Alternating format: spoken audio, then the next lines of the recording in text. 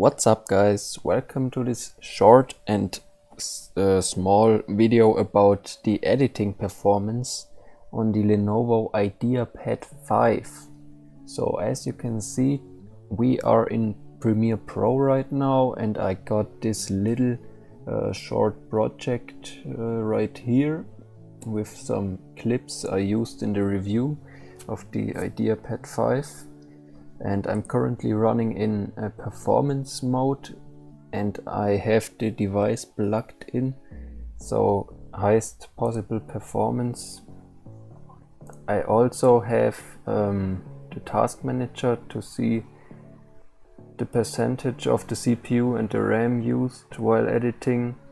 And I hope you don't hear the fan in the background because it spins quite loud right now, because I'm also recording this on the laptop itself, not via a external capture card, so performance might even be a little hindered by that. Yeah, so what I'm gonna do right now is just show you different performance demanding tasks. This is currently in the default settings, everything. So you can see scrubbing through previews of these different videos is quite smooth. This is also thanks due to the small project size, but you can see my RAM is already at 90%. Without me doing any timeline work, so I haven't even created a sequence yet, but no problem, that this laptop can still handle this without any problems. But 16 gigabytes would have been nice, though 8 gigs are enough, and I won't use this for my main editing station. So let's start. I'm just drag some short sequences, some short videos right down here. You can see timeline replay is all nice and smooth. Currently it is in 1080p. All this footage here is 1080p, and we can drag some more in here. We can just grab a little piece of that and put it above here, maybe even go to picture-in-picture modes, so that you can see how smoothly this thing is able to even play this out, like two shots in each other. We can even we can do it in the extreme and use 4 different videos all in each other. So we have to scale this down. Okay, now we have a little oh my bad, rookie mistake. We pull this here and then we pull this here. We can even pull this down over here. We can pull this over here a little bit down. We can, but which one even is this? I'm losing track. So you can see we are still doing everything smoothly, even though we are having 4 videos on top of each other now. Oh, I can't do that, so let's do this. I think we're losing some frames, and we see the CPU is at 100%. But it's still working out smoothly, and we're at 100% playback quality. So we could even do that, bring that down to 50%. And now it's perfectly smooth. Everything is running, no dropped frames. It looks like, and we can now even go to no, I'm doing it wrong, to color, and pull a adjustment layer above this, and we could now even add multiple effects. Let's just add a little extreme grade. Okay, that's a little bit too much. So let's go to here. We could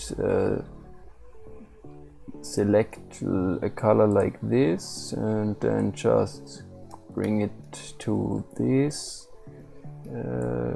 Just select a little more of it so that we even see it taking effect. Let's just increase the saturation.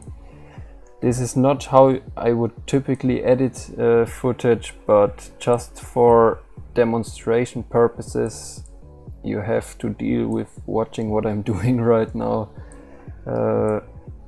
I could even add some more videos just to increase the RAM usage. I will just pull these, this is the sequence. I will just add many of these right now on top of each other, and you can see it's working pretty smoothly. I don't even see a little lag. It still works out pretty good. But keep in mind, this is 1080p footage, and yeah, it works totally fine. So 1080p footage is no problem. Though we are at 100% CPU usage again, but the RAM decreased to 55%. What happened there? Must have been okay, it's increasing now as I scrub at the timeline again. But guys, you see the performance is still pretty good, even though we are editing a rather heavy timeline. We could even pull this over here so that more gets affected. I know this looks ugly and you would never do that. I could even wait, let's go one step further and keyframe motions into this. So let's go to position. Go to position. Let's just do this right here, do this right here, and do something like this. Pull these across, and let's go here, keyframe, and go here, keyframe here, so it moves straight across. Very nice, I know, guys. Let's go here, position, pull this over here, and then go all the way back. Let's put it straight across also, and just do it like this, so it all is happening at once. And now you can see we are dropping a few frames, but I'd say it's still definitely workable, no problem at all for 1080p footage. 4K footage on the other hand is pretty demanding, so I wouldn't suggest this device for only editing 4K footage. You should rather get a higher TDP processor which is able to handle that footage better, and would also suggest to get 16 gigs of RAM. But I mean, for these specs, I've got the Ryzen 4600U in this. I think that's pretty alright. Render times on the other hand are pretty, yeah, I'd say mediocre. It takes quite a while.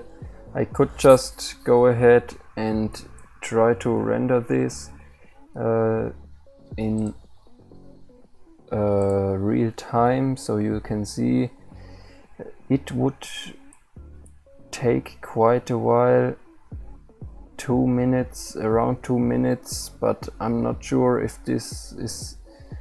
Wait, let's just do the extra step, save this, and then go to export and just do it in 1080p footage for YouTube preset. We're not gonna choose maximum render quality and max depth to let's go to CBR and put it down to like 10, which is alright, and then go and export. Though keep in mind I'm currently also recording, so it might be a little lower even in real life, in a real scenario, but 2 minutes and 30 seconds for a 1 minute and 30 second sequence in 1080 is not really that great. But you gotta keep in mind also that you don't have hardware encoding, because that is only available for Intel CPUs with an internal GPU. Like my i7 that I have for my main PC has that, and I can even render 4K videos in almost real time. So yeah, I would rather use this for rendering out videos.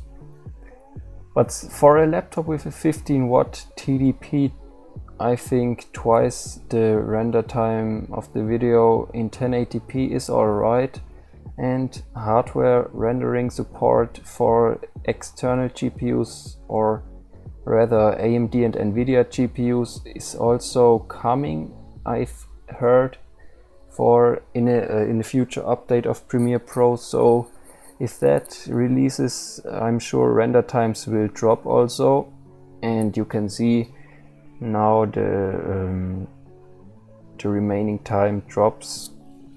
And guys, I will just cancel this.